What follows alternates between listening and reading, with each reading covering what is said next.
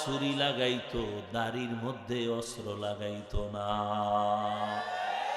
হরকে দারত খৌফে হক দর দিল মাদাম জন্নতুল মাওয়া দেহদ ও রাম কাম। আমি উত্তরা জুমা পড়াইছি, আসরের নামাজ পড়ে এক জায়গায় কফি খাইতে গেছি মসজিদের মুসল্লিগনিয়া। ওই হোটেলের ম্যানেজার আসছে মোলাকাতের জন্য, বড় দাড়ি যুবক। একজনে কয় হুজুরের চিননি? কয় হুজুরের বয়ান শুনেই দাড়ি বড় করছি। বৈশা বৈশা শুনাইতেছে, হুজুর অনেক বছর আগে আমি হোটেলের দায়িত্বে ছিলাম, আমার লাখ টাকা ছিল বেতন, কিন্তু হঠাৎ আপনি রহমতের নবীর মোহব্বতে দাড়ির বয়ান করছেন। আমি ইউটিউবে বয়ান শুই না, আমি নিয়ত করছি আমি দাড়ি রাখবো, কিন্তু এক পর্যায়ে আমার ওই হোটেলের চাকরি বাদ হয়ে গেল। এখন আমার টাকা নাই, অল্প কিছু কামাই রুজি চলে, কিন্তু আমি পাক্কা নিয়ত করছি আর দাড়ি ফালাবো না।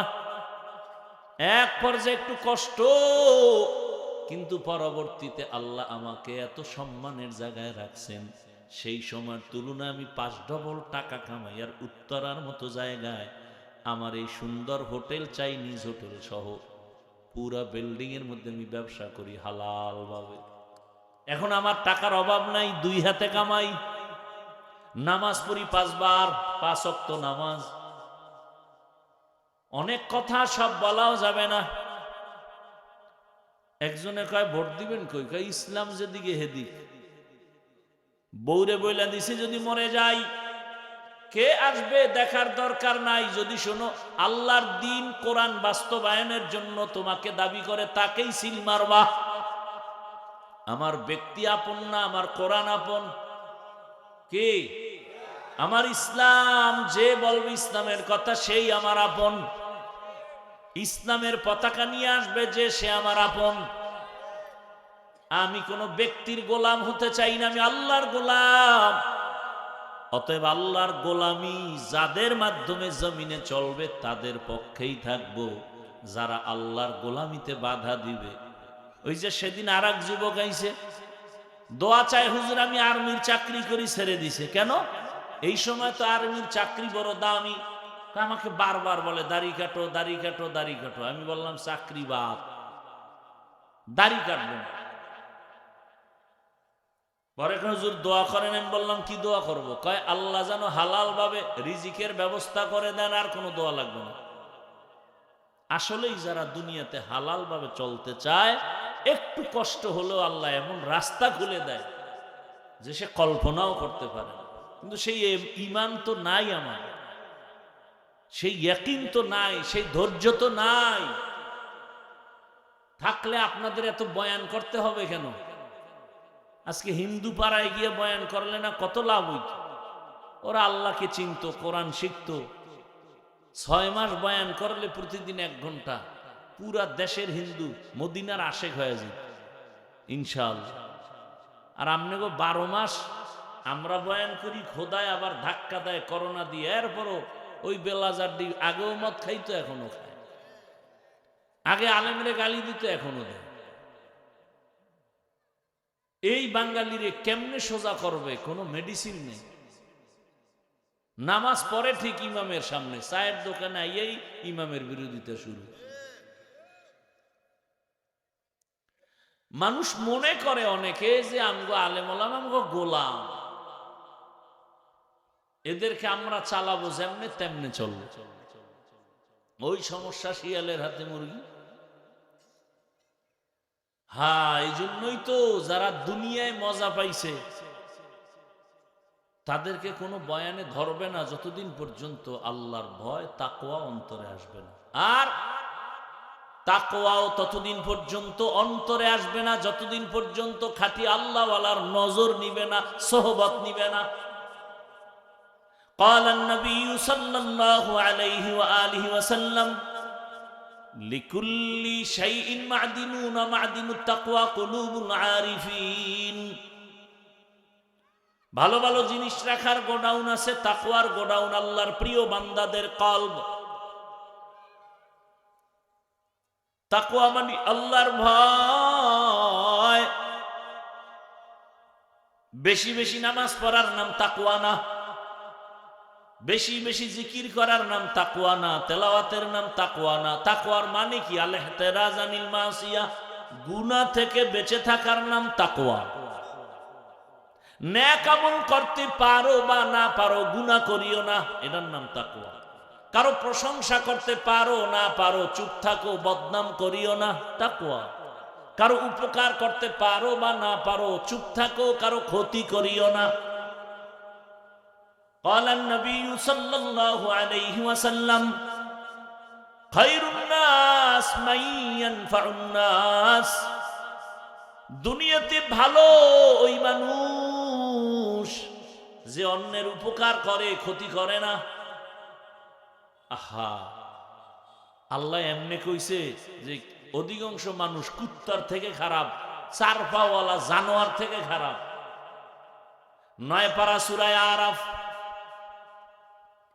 ওয়ালাকাদ যারানা লিজাহান্নামা কাসীরাম মিনাল জিন্নি ওয়াল ইনস লাহুম কুলুবুন লা ইয়াফকাহুনা বিহা ওয়া লাহুম আ'ইনুন লা ইউবসিরুনা বিহা ওয়া লাহুম আযানুন লা ইয়াসমাউনা বিহা উলাইকা কাল আনআমি বাল হুম আযাল উলাইকা হুমুল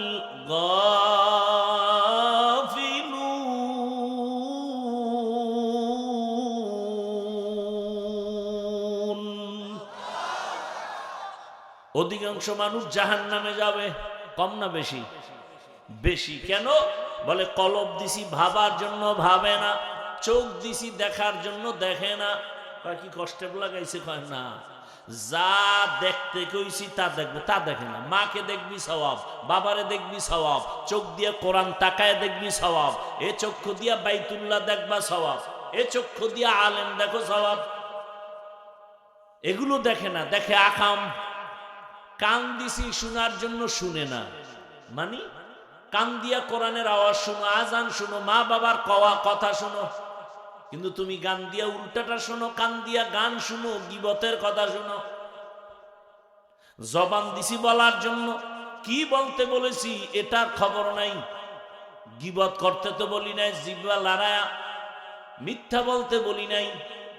আল্লাহ বলেন এই মানুষগুলো চার পাওয়ালা জানোয়ার, কুকুর শুকরের মতো। না না না, বালহুমা দল, এর থেকেও খারাপ। কে কয়? আল্লাহ কয়। যেই মানুষের প্রশংসা আল্লাহ করেন যে মানুষের মতো দামি পৃথিবীতে কোনো প্রাণী আমি বানাইনি, আর সেই আল্লাহ আবার আরেক আয়াতে বলে মানুষ আছে, অনেক মানুষ আছে, এরা চতুষ্পদ জন্তু থেকে খারাপ। একটা কুত্তা মালিকের লাত্তি খাইয়া মালিকের উপকার করে। আজও পর্যন্ত শুনি নাই যে কুকুর মালিকের কামড় দিছে। বরং বহু আগে পত্রিকায় একটা ঘটনা দেখছিলাম, মালিক ব্যবসা করে রাতের বেলা বাড়ি গেল, চাঁদের রাত, দরজা খুইলা গরম হাওয়া খায় আর খানা খায়। মহিলারা দেখবেন ঘরের পিছন সাইডে যে খোলা জায়গা, ওখানে কাপড় রৌদ্র দেয় রশি লাগায়। স্বামীরে খানা দিয়া গেছে কাপড় আনতে, ওটা ছিল কারেন্টের তার। যখন জোরে টান মারছে তার গেছে সিরা, ধরছে আটকায়। কুকুর গিয়া দৌড় দিছে,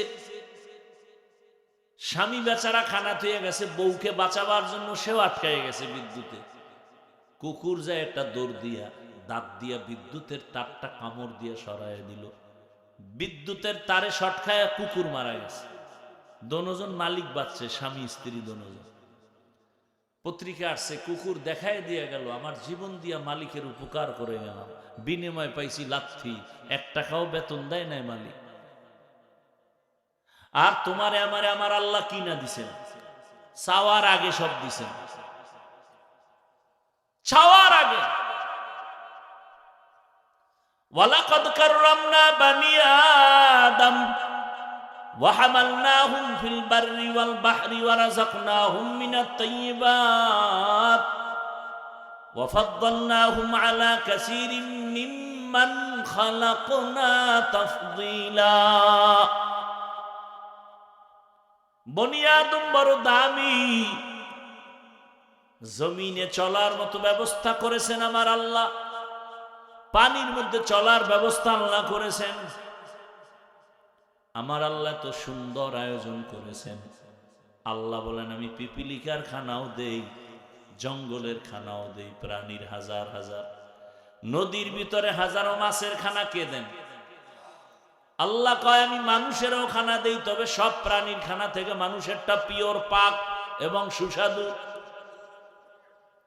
মানুষের খানাটা এত আদর করে বানাইছি, সব কাবারে ঢুকায় রাখছি। ভাত খাবা চালটা কাবারে, রুটি খাবা গমটা কাভারে, তরকারি খাবা কাবার লাগানো ছুটায় খাও, ফল খাবা কাবারে লাগানো ময়লা যেন না পড়ে, গোস্ত খাবা চামড়া দিয়া কাবার চামড়া খাবি, পশম দিয়া কাবার দিয়া রাখছি, মাছ খাবি কাবার খুইলা খা, সব কাবারে দিয়া দিলাম। এত পিওর, আমি আর কোন প্রাণীর খানা দেই না। শুধু তাই, তোমরা খাইয়া যা ফালায় দাও, এটাকে বলে জুটা। আমি তোর খানার জুটাটাও কত সম্মানে রাখছি জানো? তোর ওই খানার জুটা আরো 3 প্রাণী খাবে, পানিতে ফেলিস না। তোমার আমার খাওয়ার পরের কাটা জুটা জিনেরা খায়, বিড়ালে খায়, কুকুরে খায়। এজন্য রসুলের সুন্নত হলো জুটা কাটা পানিতে ফেলো না, তাহলে মজা থাকে না, বিড়ালে খায়া কষ্ট পাবে, ওর হক নষ্ট করো কেন?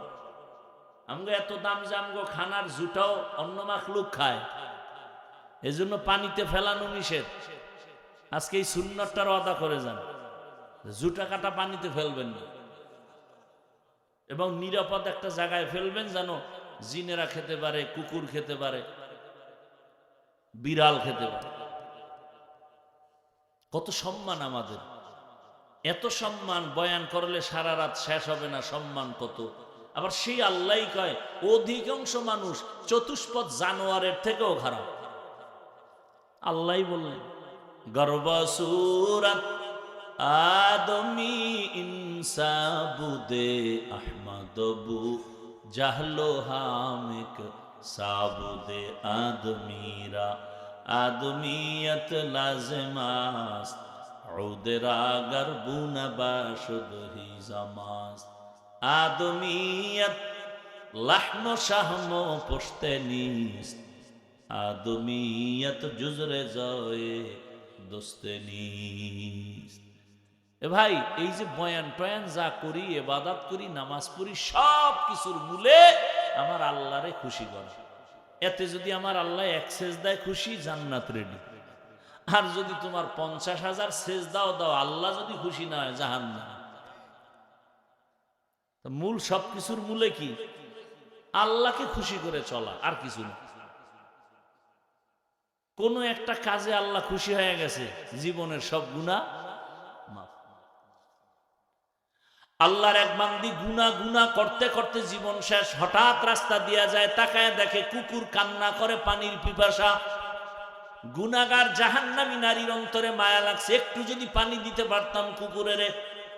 কোথায় পাবে পানি? খুঁজতে খুঁজতে পাগল, গিয়ে একটা কূপ পাইল, কিন্তু পানি অনেক নিচে, উঠাবার পাত্র নাই। হঠাৎ পেরেশান হয়ে গেল, বুদ্ধি আসছে, হঠাৎ বুদ্ধি পায়ে ছিল চামড়ার মোজা।